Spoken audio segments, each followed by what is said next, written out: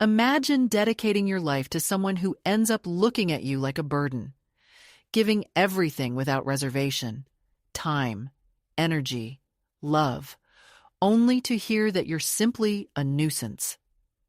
This isn't a figment of a diseased imagination. It's my reality. A bitter truth I've held inside for far too long. If you've ever felt unappreciated, like a shadow, like you're taken for granted, stay. This isn't just my story. Perhaps it will resonate in your heart too. It all started after the divorce. I was just over 40. After years of patience, his outbursts of anger, manipulations, that chilling, quiet cruelty, I left. It almost broke me, but I found the strength. I left for the sake of what was left of my sanity and for my daughter, Olivia Thompson. She had just turned 20, was finishing college, with her whole life ahead of her. I hoped she would understand, that she would be proud of me. But instead, I saw only coldness. She declared that I had ruined the family, that it was all my fault. She blamed me for everything. And yet, I stayed close. Olivia married young, almost immediately had children. Work took up all her time, and the marriage was short-lived. Suddenly, she was alone with 2 little ones. I was a shadow, a ghost in their lives, always there, always needed. I moved into a tiny guest house, lost in the shadow of their big house. My life became a kaleidoscope of chores, making lunches, changing diapers, driving them, my precious grandchildren, to school, to exhausting soccer practices, to noisy birthday parties.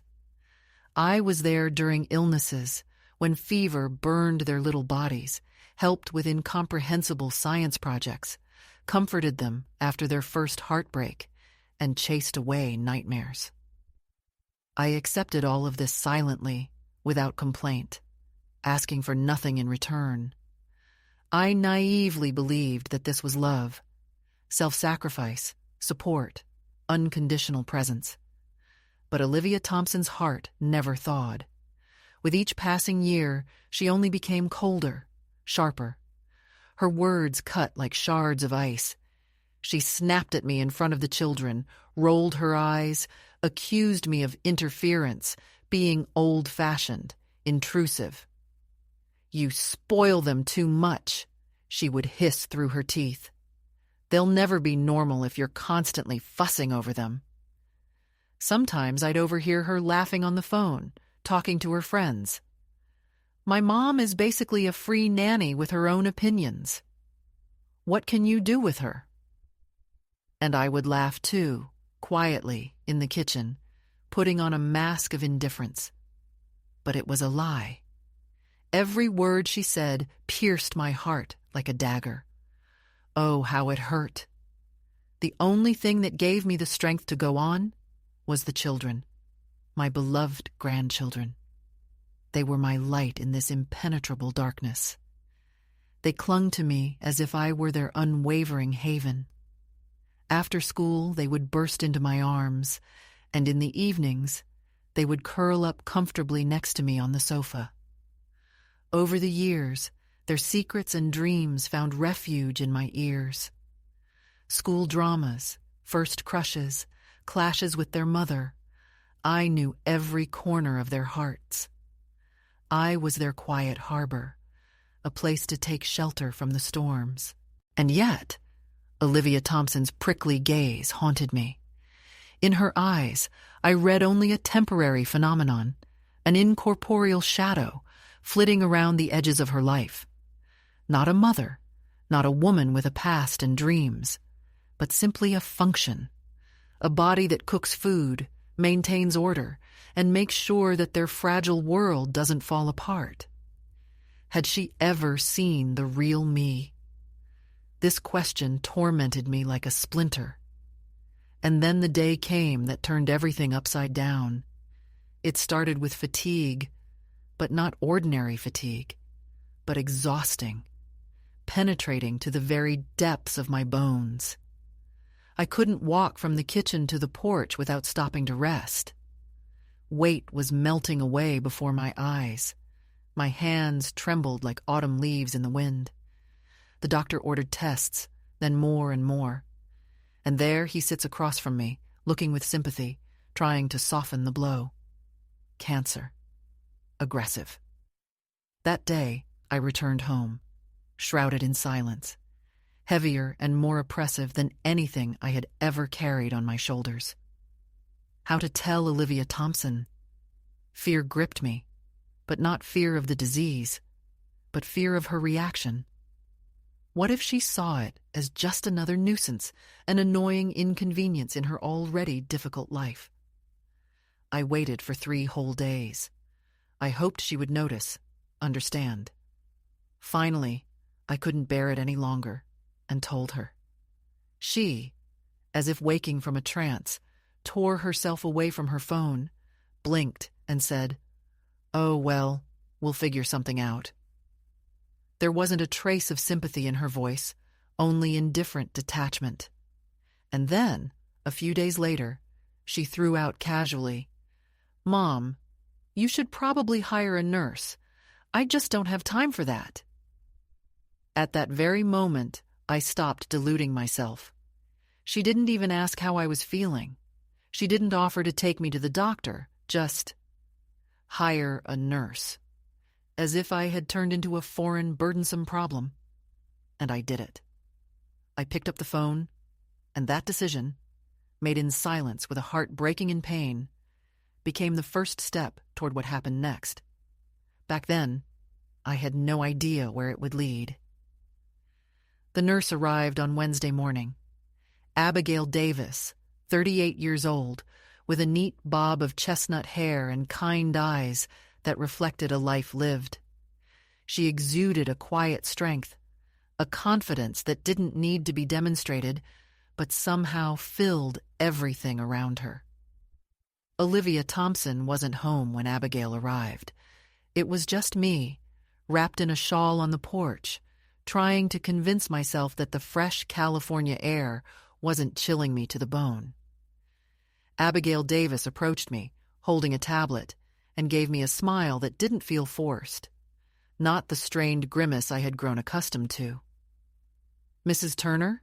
she said. "Eleanor," I corrected automatically. "Just Eleanor?" She nodded, and at that moment, as she stepped into my house, something subtly changed. The awkwardness disappeared, the hesitation vanished. There was no pushiness, no excessive cheerfulness. She simply saw me. Not as a patient, not as a burden, but as a woman in need of some support. The first week flew by. A clear schedule for taking medication, preparing meals, light cleaning, accompanying me to the doctor. But Abigail Davis did more than that. She noticed the details.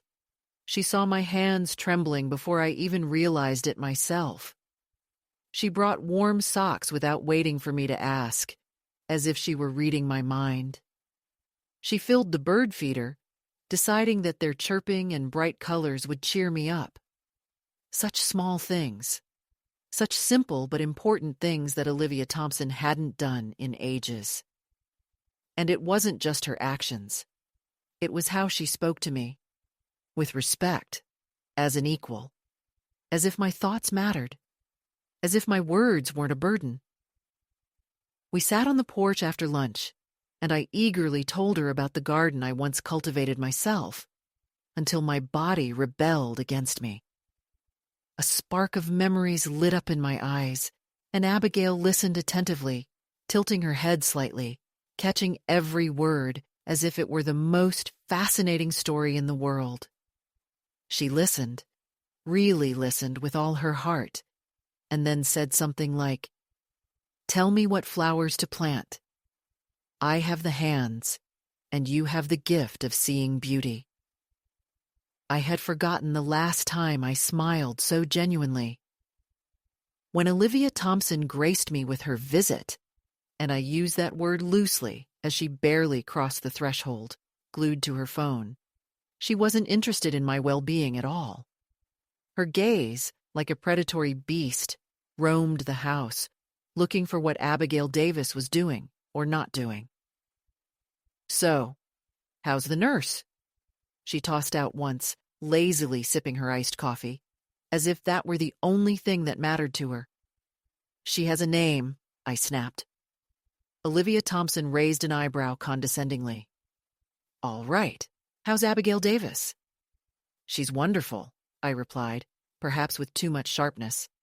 "She takes excellent care of me." Olivia was silent. She just nodded curtly, her lips pressed into a thin line. And a few minutes later, she was gone. No farewell hug, no medication check. Nothing.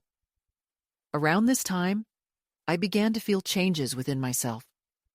The more Abigail Davis surrounded me with care, the more acutely I realized how long I had denied myself this simple human warmth. Not just during my illness, but long before that. During my marriage, after my divorce, even with Olivia Thompson. Especially with Olivia Thompson. One evening, as I sat in the hospital anxiously awaiting the results of another scan, Abigail Davis, noticing my dejection, quietly said, "You've carried the burden of caring for others for so long, haven't you?" I just looked at her silently, unable to find the words. "You don't have to keep carrying everyone on your shoulders," she added with warmth in her voice. "Let someone support you for once." That night, I broke down. Not just tears, but heart-wrenching, soul-tearing sobs that only burst forth when you're sure no one will hear. But she heard and didn't look away, her eyes full of compassion. Strangely enough, after that, Olivia Thompson started visiting me more often. But she brought with her not warmth, but a strange, nervous energy. Tense, distracted, even sharp, as if she were watching me, waiting for something, measuring something. She started asking a lot of questions, but they weren't about me. "How many hours does Abigail Davis work? Does she cook for you? Do you really need someone here every day?" She pressed with a persistence that sent shivers down my spine. It wasn't just concern. It was a possessive, suffocating sense of control, as if she was desperately trying to regain her position in a house that her soul had long abandoned. One evening, after yet another one of her sudden outbursts, Abigail Davis looked at me with concern and quietly asked, "Does she always talk to you like that?" And for the first time in my life, I didn't make excuses. I simply said, "Yes," and I allowed that bitter truth to hang between us, like a thick, sticky fog. That night, I sat in my room, surrounded by silence, and reflected on how much I had given away. Time, love, years, and how gradually, imperceptibly, I had dissolved in the process. My gaze fell on the framed photos of my grandchildren on the shelf, then drifted to Olivia Thompson's wedding photo. I used to admire that picture, consider it beautiful. Now, I only saw a cold, distant mask. The next morning, I dialed my lawyer's number. It was time for a change. Quietly, deliberately, without unnecessary words or evidence. I no longer needed to prove anything to anyone. But I still had something that needed protection. On the day of my meeting with the lawyer, even the air felt different. I felt the familiar pain in my joints, the weariness from a sleepless night filled with agonizing thoughts. But beneath this familiar shell, something was stirring. Something was bubbling up from the depths of my soul, a feeling I hadn't experienced in years. Control. And a slight, barely perceptible smile touched my lips. I called my lawyer early in the morning while Abigail Davis was out picking up my medication, the same one who had handled my divorce 10 years ago.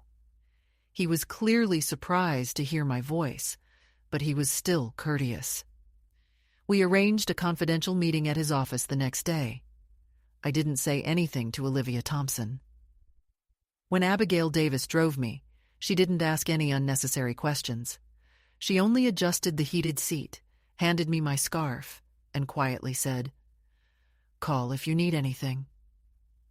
I turned to her, already standing at the office door. I desperately wanted to say, "Thank you," but the words seemed to get stuck in my throat. It seemed she understood without them. Sitting across from Mr. Halloway, my lawyer, felt surreal. Time had left its mark on us. His hair had grayed, I had noticeably lost weight, but he still exuded composure and level-headedness.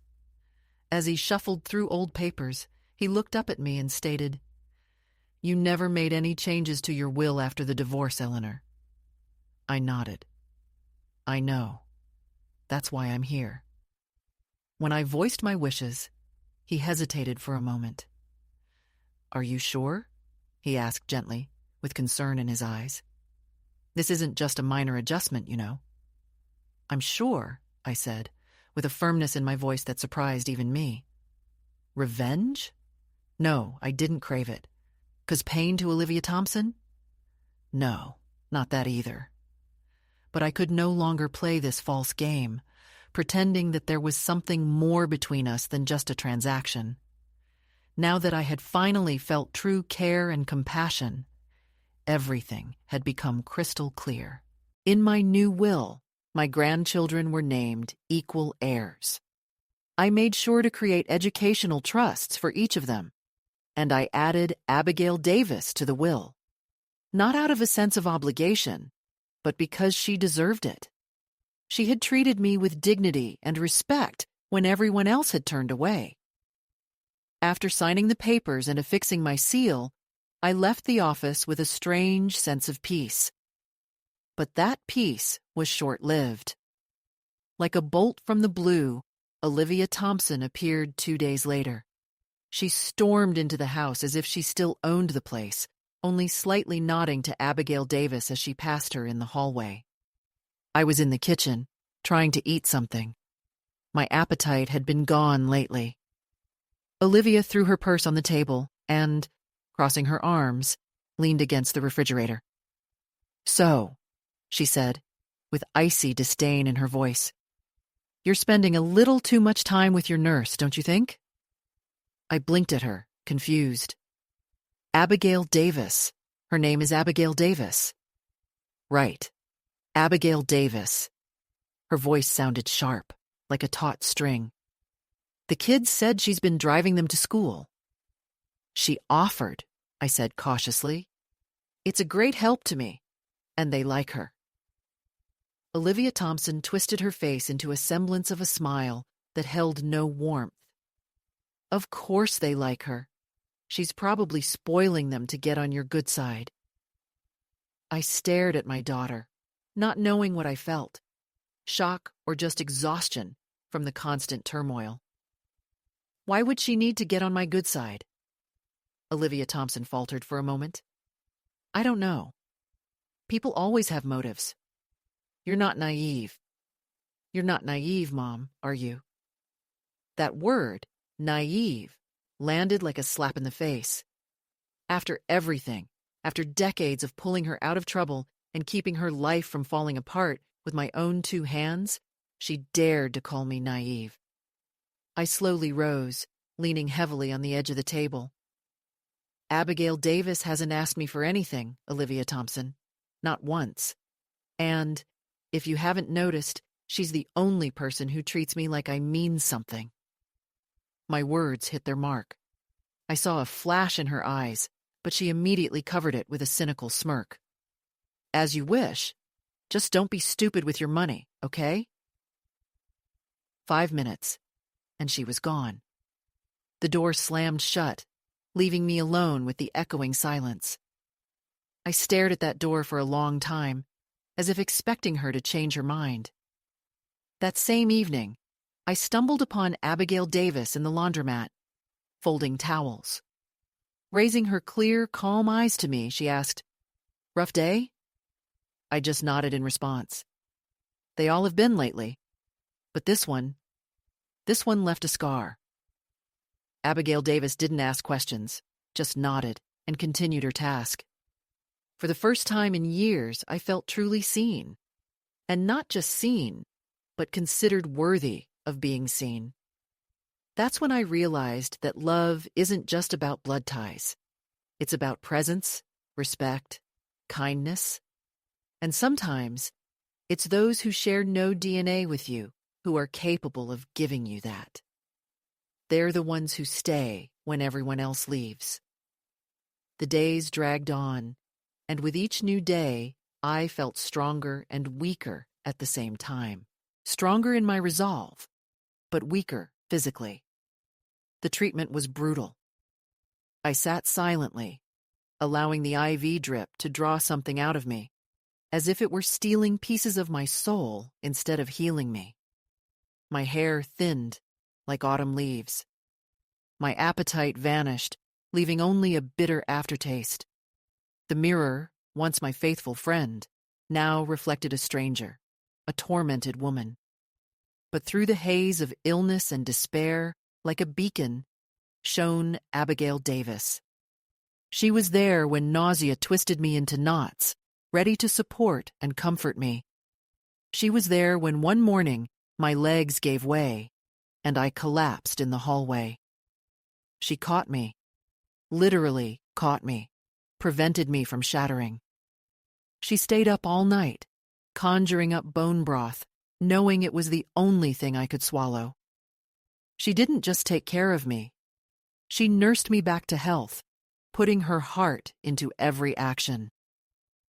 As for Olivia Thompson, she dropped by every few days, as if doing a favor, sometimes with the kids, sometimes without.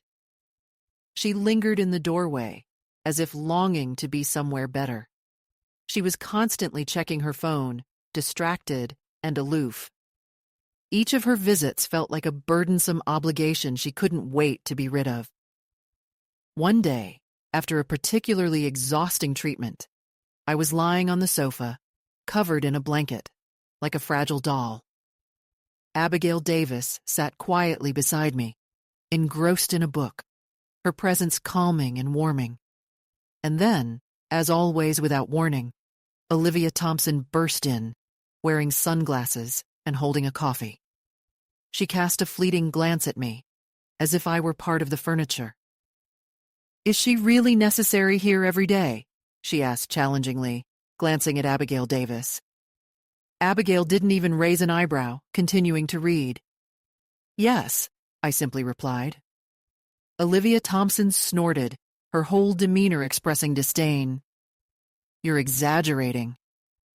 I understand you're not well, but she's not family, Mom." There it was again, that word. Family. Slowly turning my head towards her, I felt irritation boiling inside. My voice was quieter than I expected, but sharper than I intended. "No, she's not family. She's something more. She's here." Olivia rolled her eyes and paced the room, disgruntled. "This is just ridiculous. You're acting like I've never been around." "And you haven't been." The words slipped out of my mouth, surprising even myself. She froze, as if struck by lightning, one leg halfway through a step.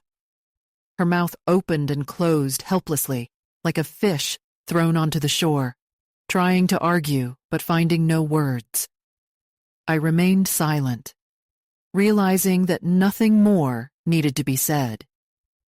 She left a few minutes later, muttering something about needing to pick up the kids. When the door closed behind her, Abigail looked up from her book and quietly asked, "Are you okay?" "No," I whispered, feeling tears welling up in my throat. "But I'll manage." Later that night, I lay awake, staring at the ceiling, the quiet, monotonous hum of the oxygen concentrator filling the room. I sank into memories, as if into a whirlpool. I remembered all the moments when my own desires were drowned out by Olivia Thompson's needs. Birthdays when I rushed across the city to share her joy. Breakups when I spent hours wiping away her tears. nervous breakdowns when I put aside all my own affairs to simply be there, her quiet haven. And now, when I myself reached out for support, when I so desperately needed her to simply be there. Silence. She couldn't. She didn't even try. And then it struck me like a lightning bolt. It wasn't about being busy, not about being tired, not about a lack of time. It was about choice. Her conscious, cold choice to stay away. Again and again. The next morning, Abigail Davis brought me breakfast on a tray. Fragrant toast, soft scrambled eggs, and sliced strawberries. I hadn't asked. She just remembered how much I love strawberries. "Thank you," I whispered, accepting the tray with trembling hands. They were betraying me with their shaking. She smiled, a warm, genuine smile, and said, "You deserve this." That simple phrase echoed within me. I deserve this.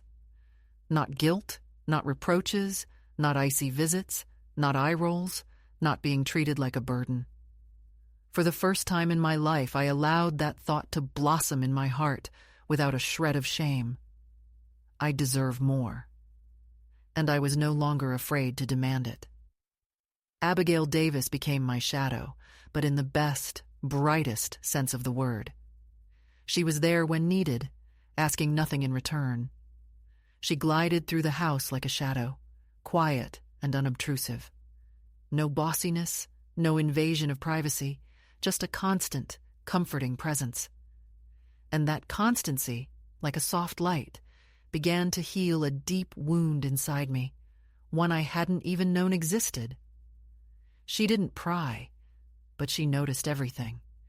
The slight grimace of pain when I got up from the chair, the rubbing of my temples when memories became too overwhelming, the long gazes out the window while the laughter of my grandchildren drifted from the backyard, so distant and detached. One afternoon, wrapped in a blanket in the garden, I felt her approach. Abigail Davis came out with 2 cups of tea. It was cool for spring, but I liked the crispness. The air was invigorating, as if washing away the remnants of suffocating memories. She handed me a mug and sat down beside me. "You look out that window a lot," she said softly, her voice warm. "What are you thinking about?" I didn't answer right away. My gaze was fixed on a blue jay hopping along the fence. Its feathers shimmered in the sun, like silk rippling in the breeze. "I'm thinking about how much I gave," I whispered, my voice cracking, "and how little I asked for in return." Abigail Davis silently sipped her tea, patiently waiting for me to continue. "I raised Olivia Thompson," I continued, bitterness creeping into my voice. "I held her in my arms when she was sick, comforted her when she cried over boys, supported her when her marriage fell apart. I spent sleepless nights conjuring up cupcakes for her children's birthdays. I declined meetings, missed holidays, neglected my own health, just to make her life easier. And she doesn't even seem to notice. Worse, she sees everything perfectly well and still treats me like a used rag," I added, feeling a lump rising in my throat. A thick silence hung between us, not heavy, but filled with understanding and empathy, as if the air had become dense with unspoken words. And then Abigail said a phrase that stuck with me forever. "You know, sometimes the people we give the most to are the ones who believe we simply owe it to them." Her words stung, but at the same time brought a strange relief, as if she not only understood my situation, but saw right through me. That evening, I sat alone in my study, staring blankly at the old filing cabinet. It held my most important papers: insurance policies, house deeds, medical directives, and my will. I had never changed it after the divorce. It still listed Olivia Thompson as the sole heir. Once, it had seemed logical. She was my only daughter, my extension, my legacy. But now, she was neither daughter nor kindred spirit. I thought about my grandchildren, these bright, curious creatures, full of kindness. They had become that way largely because of my love, not Olivia Thompson's presence. I also thought about Abigail Davis, how quickly she had transformed from a simple nurse into a true friend, a caring guardian, my quiet guardian angel. I knew what I had to do. The next morning, I dialed Mr. Holloway's number again. 2 days later, we met, and I, looking him straight in the eye, firmly stated my desire to revise my will. My grandchildren, I said, will receive equal shares, and Abigail Davis, the house and the savings account. Mr. Holloway raised an eyebrow in surprise. Your daughter will receive nothing? He paused, then slowly nodded, as if digesting my words. I understand. I signed the papers with a hand that trembled slightly, but not from doubt, from the realization of the full weight of the decision I had made. When it was all over, I felt an incredible lightness, as if I had broken free of shackles, reclaimed something very important that I thought I had lost forever. Later that evening, Abigail Davis found me on the porch again. You're quiet today, she remarked, a hint of concern in her voice. I made a decision, I replied, looking into the distance. A very important decision. She was visibly nervous, but didn't press. I just realized, I said, that I've spent my whole life trying to prove my worth to people who didn't value it in the slightest. Abigail Davis covered my hand with her warm palm. So, maybe it's time to stop proving and just start living?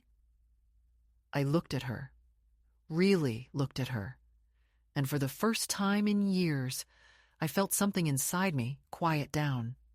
Not peace, no, not yet, but purpose. That serenity, of course, didn't last long. Does it ever? Just days after I signed the new will, I unintentionally overheard a conversation between Olivia Thompson and one of my grandchildren.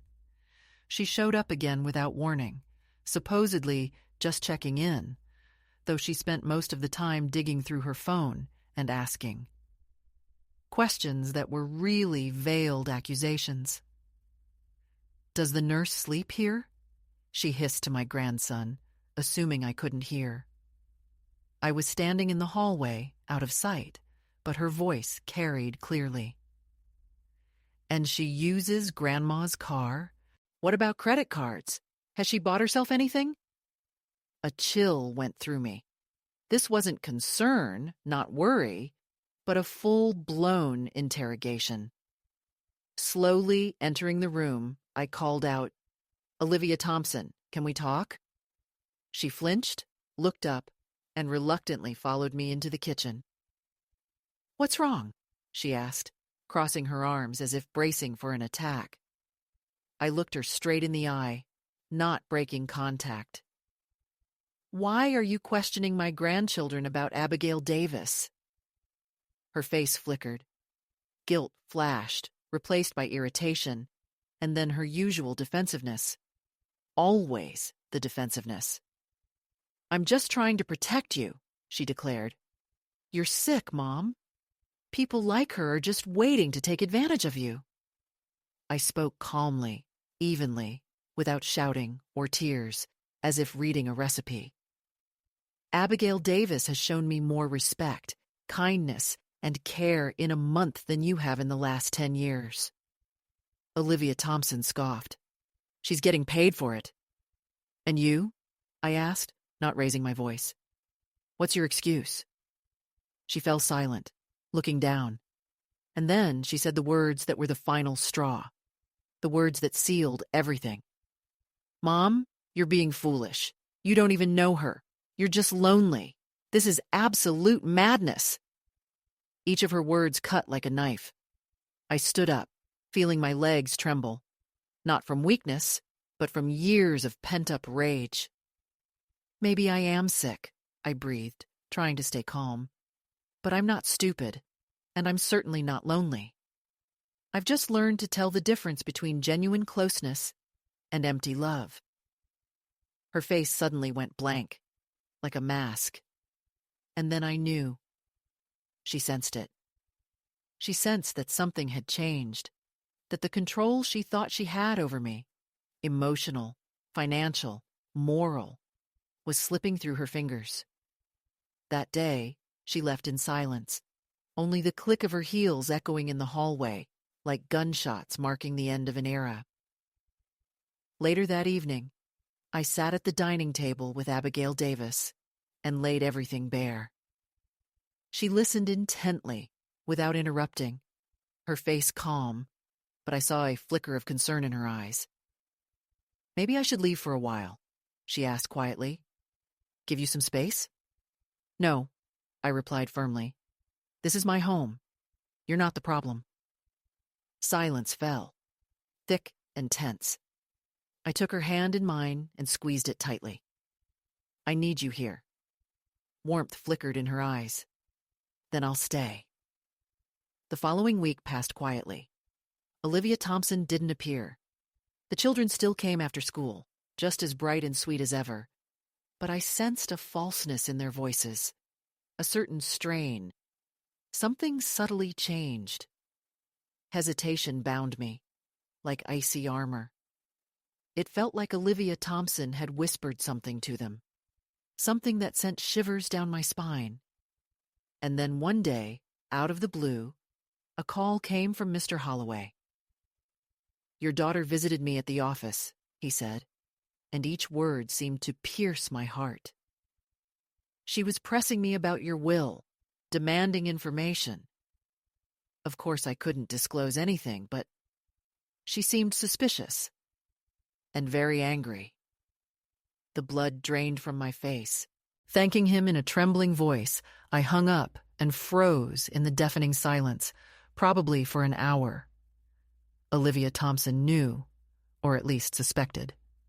That evening, as the sun, blazing with crimson gold, sank behind the treetops, I went out into the garden. Bare feet felt the cool, springy grass. The wind was sharp, almost searing, but I felt strangely alive. It wasn't about the money. It never had been. It was about legacy, about what remains after we're gone. Not the bank accounts and legal documents, but the people, the love, the memories we give. And then I made a decision. My legacy would not be silence. Enough. It happened the next morning. The knock on the door was calm, without a trace of desperation. The door burst open from a sharp, commanding knock, as if declaring, "I have no time for formalities."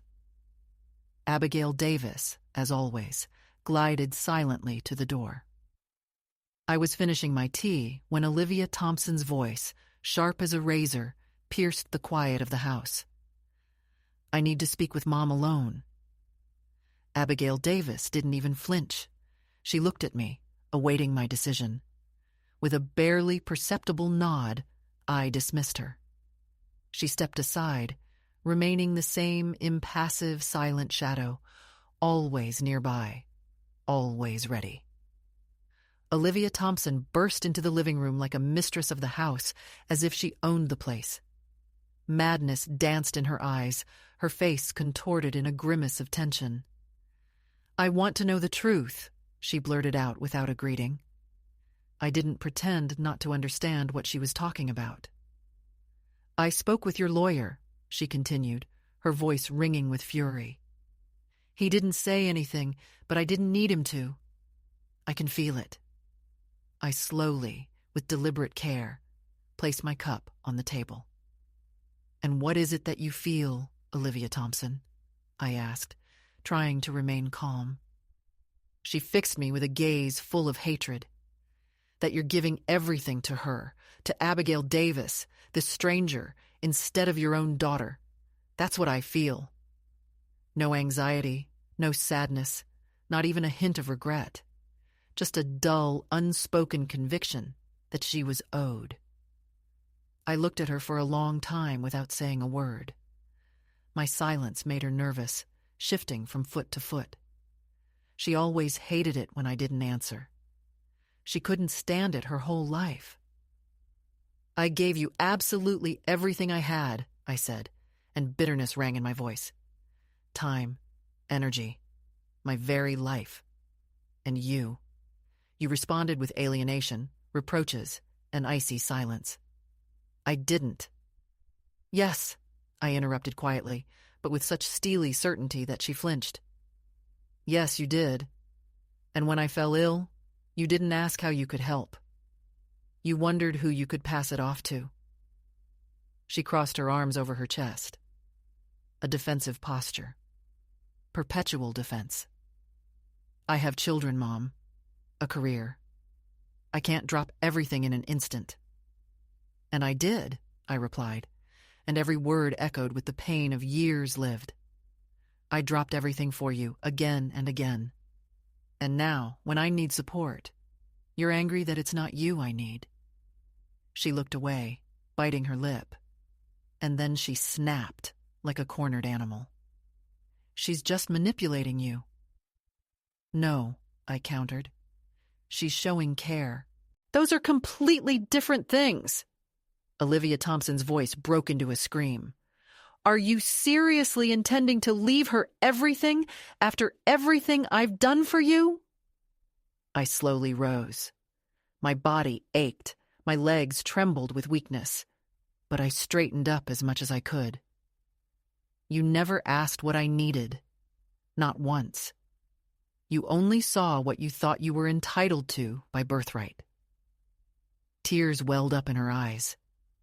But they weren't tears of remorse or sympathy. They were filled with rage and absolute, genuine astonishment. "She's not family." Her scream cut through the silence like a knife. "No," I replied firmly. "She's better." And that broke her. No tears, no hysterics. Just a sudden, frightening stillness. And then a whisper that still makes my blood run cold. "You'll regret this." She turned and left without another word. The door slammed shut, and this time, I didn't even flinch. For the first time in years. Abigail Davis entered the room a few minutes later, quiet as a shadow. She didn't ask questions. There was no need. She simply sat beside me, and I felt her support. "I think she hates me," I whispered, crumpling the edge of the blanket in my hands. "She doesn't hate you," Abigail replied softly. "She hates that you're no longer her puppet." I looked at my hands. Once strong, calloused hands that had nourished a child, maintained a home, carried an unbearable burden. Now they trembled like autumn leaves in the wind. "She always said I was strong," I whispered, almost inaudibly. "You are strong," Abigail Davis assured me. "You've just forgotten that strength can say no." That night, I couldn't sleep for a long time, tossing and turning in bed and replaying fragments of the past. All those years when I silently swallowed insults and pain, allowing myself to be broken. All my pathetic attempts to find excuses for her actions. How many times had I told myself that she would grow up and finally learn to love? But no, some people never grow into love. They grow into an insatiable need. And if they don't get what they want, they take revenge. But now she couldn't get to me anymore. I had chosen a different path, and that choice changes everything. After that day, a ghost of change seemed to settle in our house. The silence between Olivia Thompson and me ceased to be a strained expectation. Now it was a silence that erected walls, cold, high, impenetrable. She didn't appear for several days. No call, no message, just a heavy emptiness. But it wasn't the calm before the storm, no. Behind that silence, she was plotting something. Abigail Davis began to catch sympathetic glances from the neighbors, and hear their whispers behind her back. Is it true that this nurse now lives with Eleanor permanently? They say Eleanor rewrote her will, left everything to that caregiver. Poor Olivia. She took care of her mother for so many years, and now this. But no one pitied me. All the pity went to Olivia Thompson. She skillfully played the part of an abandoned daughter, a victim of circumstance. Her eyes conveyed hurt and misunderstanding, and a grimace of offended innocence was frozen on her lips. Where is Abigail Davis? Her voice was more insistent, cutting through the silence. I forced myself to sit up, feeling my heart pounding in my chest. She's not here right now, I managed to say. Olivia Thompson began pacing the room like a caged predator. Good, because I swear to God, Mom, if I see her in my house again, I'll throw her out. This isn't your house. The phrase hung in the air like a poisonous cloud. She froze, as if struck. What did you just say? There was a threat in her voice. I took a deep breath, trying to quell the tremor that gripped my entire body. It wasn't just weakness from the illness.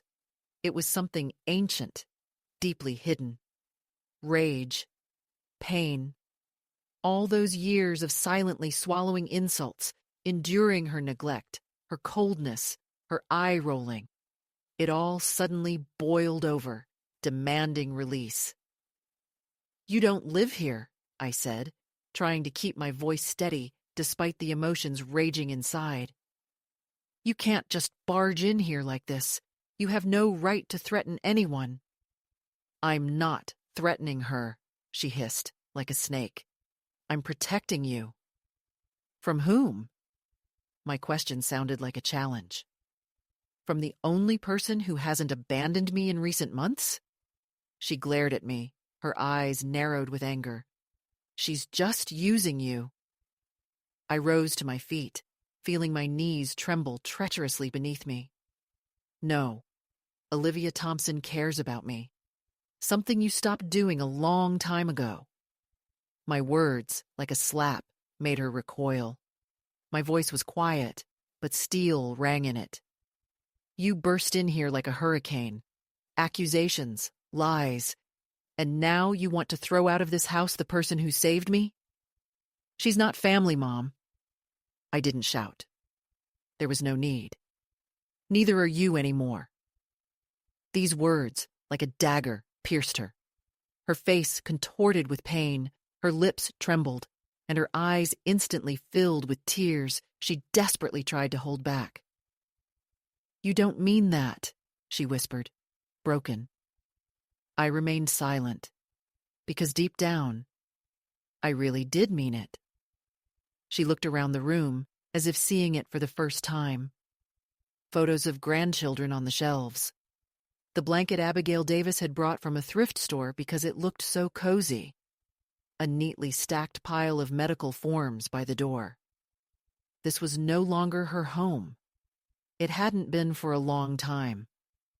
She turned to the door. Sharpness and fragility rang in her voice. You'll regret this, echoed in my head, but I remained silent. Didn't stop her. Didn't rush after her. I just collapsed back onto the couch, letting the silence envelop me in a sticky, suffocating cocoon. Abigail Davis returned a few minutes later. I was silent, as if I had swallowed water. She put the grocery bags on the table, looked at me, and understood everything. Resignation was frozen in her eyes. I just nodded, confirming her worst fears. Abigail Davis exhaled, and her shoulders slumped. Maybe I should live somewhere else, at least for a little while, she said quietly, almost inaudibly. I looked up at her. There was weariness in her eyes, but also an uncompromising clarity. No. She's the one who needs to leave. Not you. That night, sleep eluded me again, but this time, not because of fear or regret. For the first time in decades, I had drawn a line. and I wasn't going to back down. I naively thought that Olivia Thompson had reached her limit, that after our last confrontation, she would retreat, maybe even reflect on what she had done. How wrong I was. She didn't just not retreat, she retaliated. It started small, almost imperceptibly, with a harmless letter in the mailbox, an official request from a local probate lawyer, a request to confirm the validity of my new will. It wasn't a week before I was notified. Olivia Thompson had filed a lawsuit, contesting the will, claiming that I was under someone's influence when I made it. Abigail Davis was the first to discover the papers. She brought them to me like a crystal vase, afraid to break them. Her face was as white as chalk. Her hands trembled like autumn leaves in the wind. "Did you know about this?" she whispered, looking at me with wide eyes. I didn't know. But I wasn't surprised either. Olivia Thompson wasn't just hurt. She was deeply offended. And offense, in her mind, demanded immediate and cruel revenge. It didn't matter that Abigail Davis had never asked me for a penny. It didn't matter that my mind remained clear and sharp. To someone like her, it was all meaningless. For someone who believed that love is a privilege available only to the chosen few, not an unconditional gift. I immediately grabbed the phone and dialed my lawyer's number. "She doesn't have a chance," he assured me, but there was weariness in his voice. "You were perfectly competent. No signs of pressure. But there will be a lot of mudslinging." Dirt. The word hung in the air, poisoning every breath I took. And Olivia Thompson wasn't about to stop. She called my brothers and sisters, people I hadn't spoken to in years, and started spinning tales about how I was being manipulated, portraying me as a puppet in someone else's hands. She stirred up all the neighbors, even tried to pressure my doctor into signing a paper questioning my sanity. Thank God he didn't give in. But the poison had already been released. I caught sidelong glances at the pharmacy. At the grocery store, I overheard snippets of whispers behind my back. Even the nurse at the oncology center hesitantly asked, "Do you have any loved ones who can support you during this difficult time?" Through this wall of misunderstanding and judgment, Abigail Davis remained by my side, never asking for excuses, never complaining. She just kept showing up, organizing my pills by day of the week, cooking my bland food, and sitting with me through the nights when nausea gripped me. One morning, I found her cleaning the porch. Her shoulders were hunched, her movements jerky, betraying her inner tension. I went out to her, wrapped in my robe. "Is everything all right?" I asked, feeling a lump rising in my throat. She hesitated, as if gathering her courage.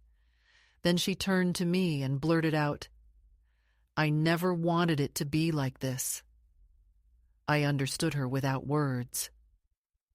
"I didn't come here for money or things, and certainly not for an inheritance. I just wanted to help," I said quietly, trying to sound confident.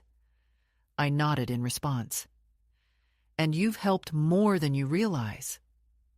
Her eyes suddenly filled with moisture, but she quickly brushed away the treacherous tears. "Then why does it feel like I'm being punished for it?" I had no answer to her question. That night, Olivia Thompson reappeared in our house. No knock, no warning, just the creak of the opening door, foreshadowing a storm. Abigail Davis was in the kitchen, her back to us. Olivia Thompson, like a ghost, headed straight for me. "You don't see it, do you?" she hissed, looming over me. "She's isolating you. She's made you believe that I'm your enemy." I stared at her, trying to understand what was happening. "You made yourself the enemy, Olivia Thompson." Her face contorted with pain and anger. I'm your daughter, and I'm your mother, I said, softly but firmly. A mother you've taken for granted your entire adult life. She turned to leave, but froze in the hallway, seeing Abigail Davis standing motionless like a statue. Their eyes met, and in that brief moment, I saw it. Pure, unadulterated hatred reflected on Olivia Thompson's face. It wasn't jealousy. It was chilling fear. She was slipping away, losing control of the narrative, but most terrifyingly, losing face in my eyes, the face of a loving daughter. I interrupted her before she could turn away. If you don't stop attacking those I care about, you'll lose more than just an inheritance. You'll lose me. In response, there was only a deafening slam of the door, like a gunshot, warning of the start of hostilities. The next morning, I dialed my lawyer's number again. I need to document everything. My voice sounded steely. Every visit, every threat, every legal maneuver she makes. Olivia Thompson had declared war, but I wasn't going to flail my fists. My weapons were clarity, truth, and clear boundaries. It was time to put an end to this. Cancer was devouring me with relentless speed. By the end of the summer, I had become a shadow of my former self. My body was just skin and bones, scarred with bruises, and my skin had taken on a sickly, waxen hue from the overabundance of medication and lack of nutrition. Even the simplest things, taking a shower, combing my hair, just standing, had become real feats. But Abigail Davis was unwavering, like a rock. She surrounded me with care, creating an atmosphere where I never felt pathetic. With unwavering dignity, she treated me whether I was unable to get out of bed or still able to walk to the mailbox. In those days, words were rare, not for lack of them, but rather for their overabundance in the past. We had reached the point where silence became not emptiness, but comfort, a warm blanket shielding us from the storms. The grandchildren started visiting less and less. Olivia Thompson stopped bringing them, but sometimes they came on their own. Bicycles jingling at the back door, quiet chats on the porch. Their presence was a healing balm. One day, my youngest granddaughter, sneaking up silently, placed a drawing on my lap. In it, clumsy but loving strokes depicted me and Abigail Davis, both with huge, beaming smiles. "My two grandmas," read the caption, written in colored pencils. At that moment, I broke down. Tears streamed down my face, scalding my cheeks. Abigail Davis, seeing my state, froze, as if struck by lightning. Then, slowly, with the tenderness of an angel, she knelt beside me and, without a word, embraced me. In that embrace there was everything: love, gratitude, understanding, and boundless support. The silence around us rang more eloquently than any words. That night, sobs overwhelmed me with a force I hadn't felt in months. It wasn't the fear of death that tormented my soul, but the realization that I had finally known true love, and parting with it was unbearable.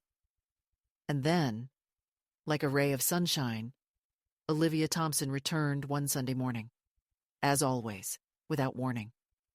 But something about her had changed. Minimal makeup, simple clothing. No hint of a designer handbag or fashionable glasses, just her and a small, time-worn envelope in her hand. Abigail Davis was busy in the garden. Olivia came in, stood in front of me, and seemed to petrify, maintaining silence for an eternity. Then, without breaking eye contact, she placed the envelope on the table. "What is this?" I croaked, feeling every cell in my body tremble. "A letter," she replied quietly. "From your father. I found it after he died. I never told you about him." My hands trembled as I took the envelope. The handwriting was unmistakable. my father's. He had written this letter many years ago, and in it, he acknowledged what I had always known, that he had been cruel, that I had left to save myself, that I had done the right thing. And he asked her to forgive me. My eyes stung with tears. Finishing reading, I felt tears streaming down my cheeks. Beside me, like a statue, stood Olivia Thompson, and her eyes were also filled with moisture. "It was easier for me to blame you than him," she said, her voice trembling. "And then I just kept going, even when I knew it was wrong." I looked at her, not believing my ears. "And now," she squeezed out, her voice cracking, "now I realize that I let you down." There was genuine pain in her voice, not a hint of affectation, not an ounce of drama, just undisguised humanity. At that very tense moment, Abigail Davis returned to the room. She froze in the doorway, hesitant to enter. Olivia Thompson turned to face her. "I was wrong about you," she said quietly. "I let pride blind me. Fear controlled me." Abigail Davis nodded slowly, without saying a word.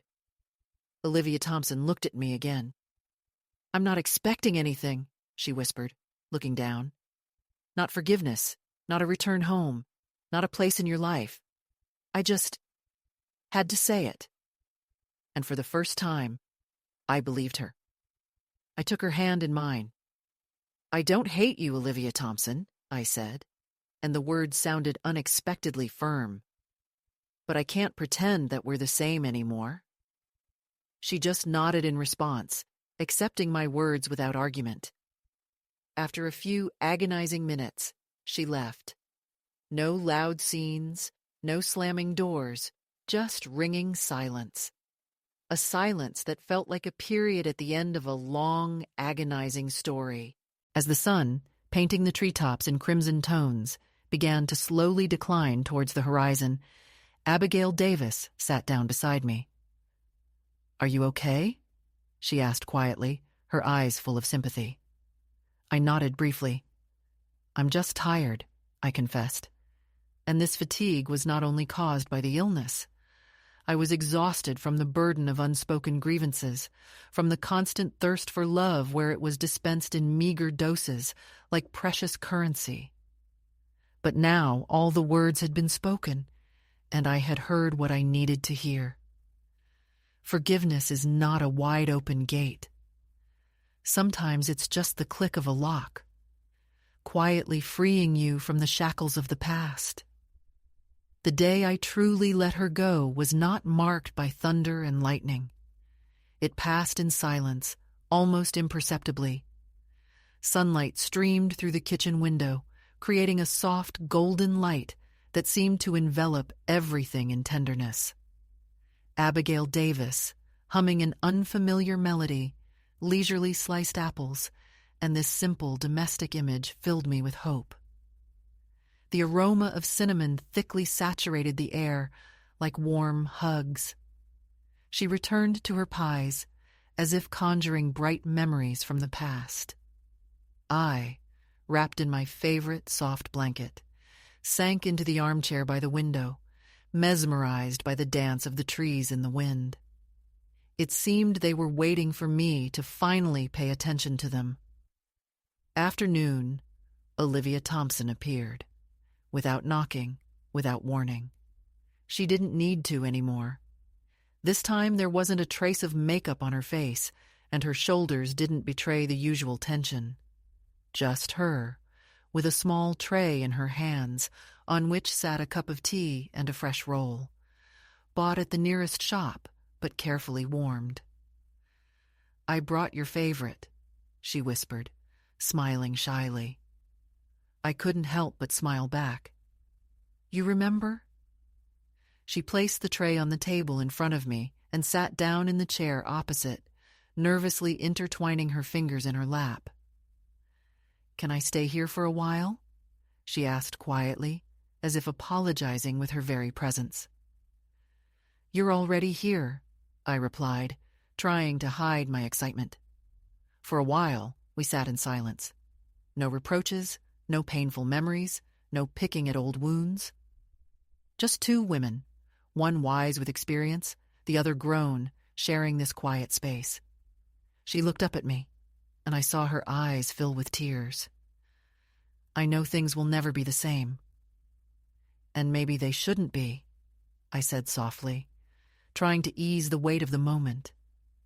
But that didn't mean the path forward was closed. She nodded, almost imperceptibly, and I saw deep sorrow in her eyes. I'm not worthy of your forgiveness.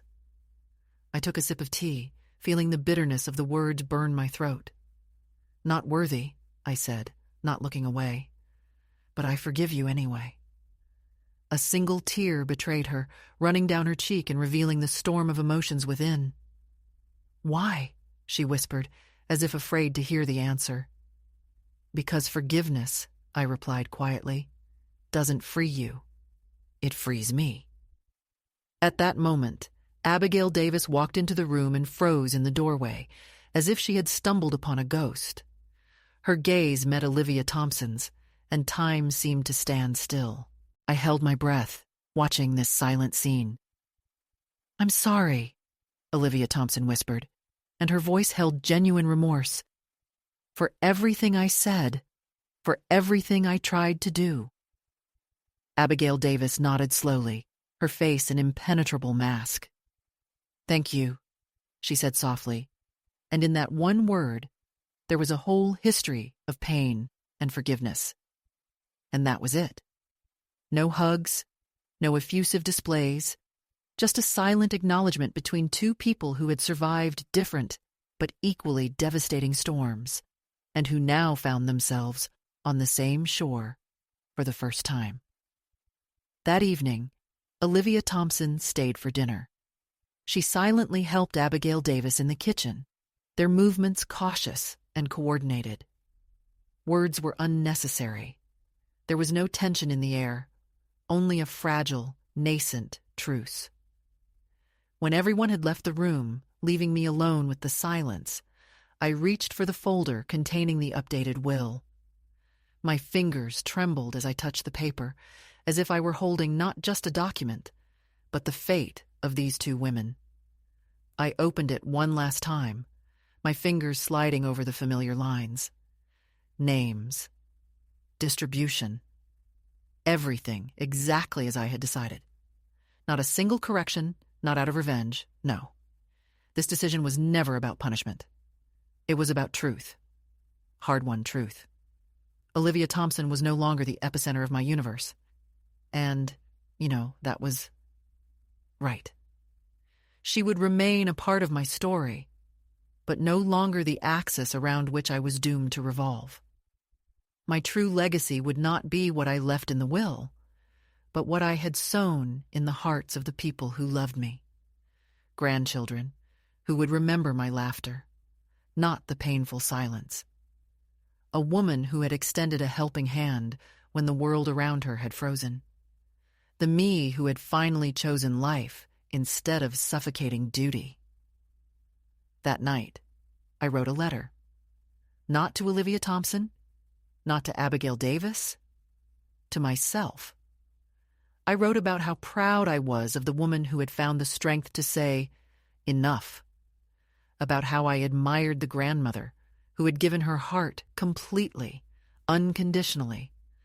About the woman who had stopped begging for a choice and had finally chosen herself.